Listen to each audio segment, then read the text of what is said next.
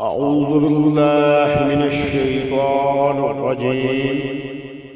بسم الله الرحمن الرحیم۔ السلام علیکم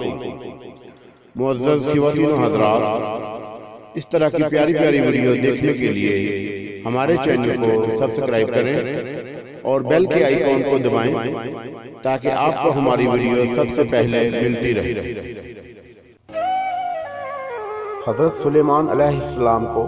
کسی موقع پر ہدہد کی ضرورت محسوس ہوئی۔ ہدہد کے متعلق مشہور ہے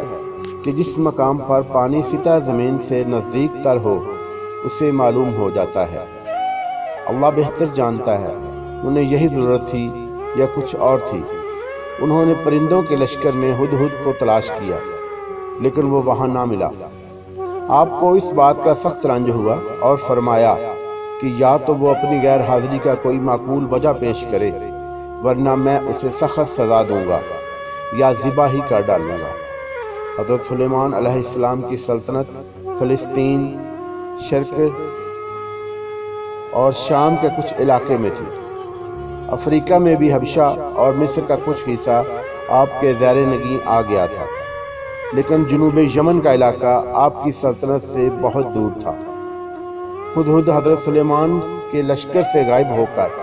یمن کے علاقہ سبا میں پہنچا تھا۔ یہاں کے لوگ تجارت پیشہ اور آسودہ حال تھے۔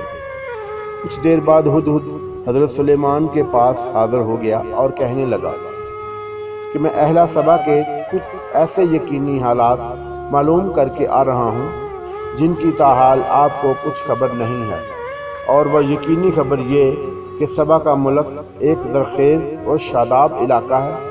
ان لوگوں کا وہاں سب ضروریات زندگی وافر مقدار میں میسر ہے۔ ان لوگوں پر حکمران ایک عورت ہے، ملکہ بلقیس، جو بڑے عالی شان تخت پر بیٹھ کر حکمرانی کر رہی ہے۔ اس کا تخت سونے کا ہے جس میں ہیرے اور جواہرات جڑے ہوئے ہیں، اور وہ اس وقت ایسا تخت کسی بادشاہ کے پاس نہیں ہے۔ مذہبی لحاظ سے یہ لوگ مشرق اور آفتاب پرست ہیں، یعنی اپنے اس مذہب پر خوش اور نازاں ہیں۔ سورج پرستی کو نیک اور ثواب کا کام سمجھتے ہیں۔ ہدہد نے یہ الفاظ کہہ کر گویا سلیمان علیہ السلام کو اس قوم پر جہاد کرنے کی ترغیب دی، یعنی یہ لوگ سورج پرست بھی ہیں اور آخرت کے منکر بھی، لہذا وہ اپنی ساری کوششیں زیادہ سے زیادہ دولت کمانے اور اپنا معیار زندگی بلند کرنے میں صرف کر رہے ہیں، اور اسی کام کو اپنی زندگی کی منتہائی مقصد سمجھ بیٹھے ہیں۔ اور شیطان نے انہیں یہی بات سمجھائی ہے کہ ان کی عقلی اور فکری قوتوں کا یہی بہترین مصرف ہے کہ وہ اپنی اس دنیا کی زندگی کو زیادہ سے زیادہ شاندار بنائیں۔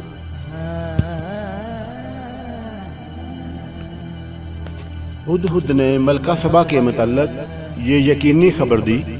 کہ اس کا عرش عظیم ہے۔ اللہ تعالیٰ نے فرمایا عرش عظیم تو صرف اللہ کا ہے،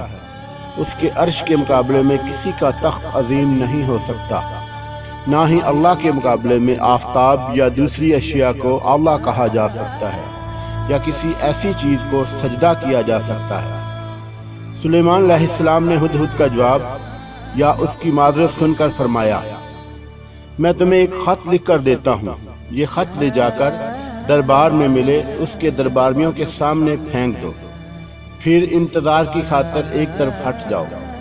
پھر دیکھنا کہ اس خط کا ان پر رد عمل کیا ہوتا ہے، اور واپس آ کر مجھے اس رد عمل کے مطابق اطلاع بھی دو۔ اس سے جہاں یہ بات معلوم ہو جائے گی کہ اس یقینی خبر کو ہم تک پہنچانے میں کہاں تک سچے ہو، وہاں ان لوگوں کے رد عمل سے بھی یہ معلوم ہو جائے گا کہ وہ لوگ کس ذہنیت کے مالک ہیں۔ جس وقت نامہ بر ہدہد نے یہ خط دربار میں ملکہ سبا کے سامنے پھینکا، اس وقت وہ سورج کی عبادت کے لیے تیار کر رہی تھی۔ اس خط نے اس عجیب قسم کی کشمکش میں مبتلا کر دیا، کیونکہ یہ خط کئی پہلوؤں سے بہت اہم تھا۔ مثلاً ایک یہ کہ یہ خط کسی غیر معمولی طریقے سے ملا، یعنی یہ خط کسی ملک کے سفارت خانے کی معرفت نہیں بلکہ ایک نامہ بر پرندہ کے ذریعے ملا تھا۔ دوسرا یہ کہ یہ خط کسی معمولی درجے کے حاکم سے نہیں بلکہ شام و فلسطین کے عظیم فرما بروا کی طرف سے موصول ہوا تھا۔ تیسرا یہ کہ یہ خط رحمان اور رحیم کے نام سے شروع کیا گیا تھا کہ ان ناموں سے یہ لوگ قطعاً متعارف نہ تھے۔ اور چوتھے یہ کہ اس انتہائی مختصر سے خط میں ملکہ سے مکمل اطاعت کا اور پھر اس کے بعد حضرت سلیمان علیہ السلام کے پاس حاضر ہونے کا مطالبہ کیا گیا تھا، اور یہ بھی بتلا دیا گیا تھا کہ میرا مقابلے میں سرکشی کا راہ اختیار نہ کرنا، ورنہ نقصان اٹھاؤ گے۔ پانچویں یہ کہ انداز خطاب ایسا تھا جس میں کسی قسم کی کوئی لچک نہ پائی جاتی تھی۔ اس کا مطلب یہ ہے کہ اسلام لا کر یا مسلمان ہو کر میرے ہاں آؤ اور سورج پرستی چھوڑ دو، اور یہ حکم آپ کی نبوت سے تعلق رکھتا ہے، اور آپ چونکہ بادشاہ بھی تھے اور نبی بھی، لہذا اس سلسلے میں آپ سرکاری امیروں وزیروں سے مشورہ کرنا ہی مناسب سمجھا۔ چنانچہ اس نے سب کو اکٹھا کر کے اس خط کے وصول ہونے اور اس کے مختلف پہلوؤں سے اہمیت سے آگاہ کیا، پھر ان سے پوچھا کہ تم لوگ مجھے اس خط کے جواب کے بارے میں کیا مشورہ دیتے ہو، اور یہ تو جانتے ہی ہو کہ سلطنت کے ایسے اہم کاموں میں میں پہلے بھی تم سے مشورہ کرتی ہوں، اور از خود میں نے کبھی مشورے کے بغیر کسی کام کا فیصلہ نہیں کیا۔ ملکہ کے مشیروں اور درباری لوگوں نے وہی جواب دیا جو عام طور پر درباری لوگ دیا کرتے ہیں۔ یہ وہ اپنے ذہن پر بار ڈال کر کوئی دانشمندانہ جواب دینے کے عادی ہوتے ہیں، اور نہ وہ اپنے سر کوئی ذمہ داری لینا چاہتے ہیں۔ وہ صرف جی حضور کہنا اور اپنے آپ کو حکم کے بندے ثابت کرنا چاہتے ہیں، اور یہی کچھ ان لوگوں نے بھی کیا کہ ہماری خدمات حاضر ہیں، ہم زور آور بھی اور لڑائی کا فن بھی خوب جانتے ہیں،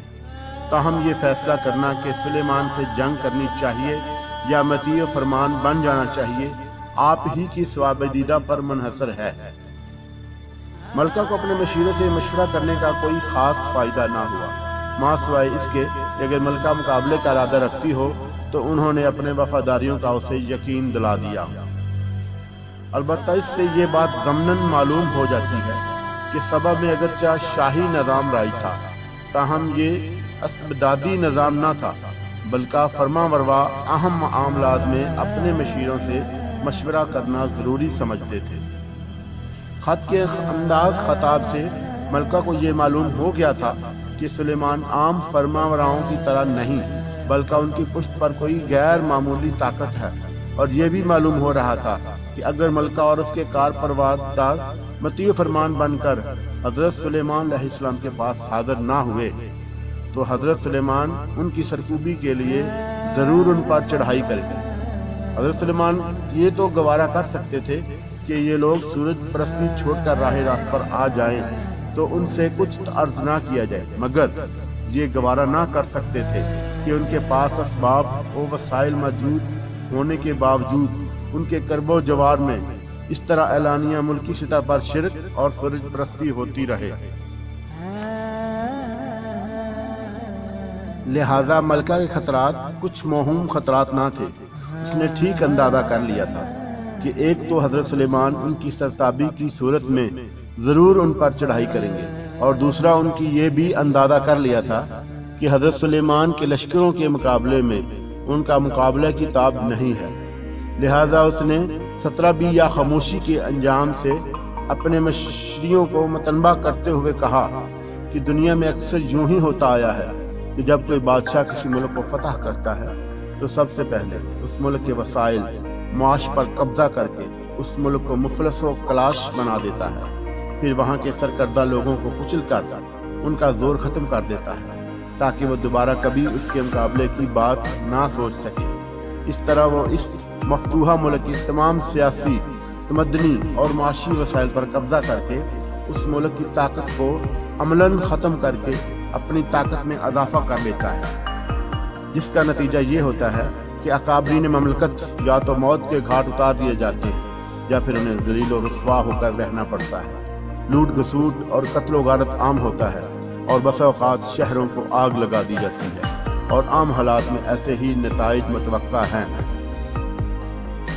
ملکہ کی اس تقریر سے یہ صاف واضح تھا کہ وہ مقابلے کے لیے تیار نہیں، مگر وہ فوری طور پر مطیع فرمان ہونے پر بھی آمادہ نہ تھی۔ لہٰذا اس نے ایک دانشمندانہ قوم اٹھاتے ہوئے درمیانی رستہ اختیار کیا، جو یہ تھے کہ حضرت سلیمان کے پاس ایک وفد بھیجا جائے اور اس کے ساتھ کچھ تحفے تحائف بھی بھیجے جائے۔